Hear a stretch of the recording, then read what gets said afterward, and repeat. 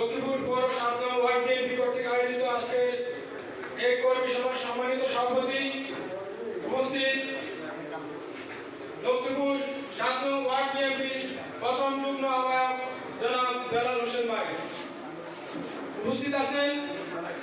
আজকের সভার সম্মানিত প্রধান অতিথি লক্ষ্মীপুর পৌর বিএনপির বিপ্লবী আহ্বায়ক জনাব মাহমুদ রহমান লিটন ভাই।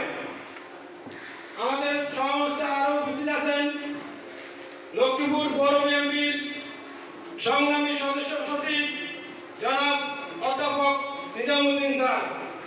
আরো উপস্থিত আছেন লক্ষ্মীপুর পৌর বিএনপির সিনিয়র যুগ্ম আহ্বায়ক জনাব লোকমান হোসেন কাউন্সিলর সহ পৌর বিএনপির অন্যান্য সম্মানিত নেতৃবৃন্দ, উপস্থিত সাংবাদিকবৃন্দ, মহিলা দলের নেতৃবৃন্দ, উপস্থিত আমাদের ৭ নং ওয়ার্ড বিএনপি যুবদল, ছাত্রদল, স্বেচ্ছাসেবক দল, তাঁতি দল,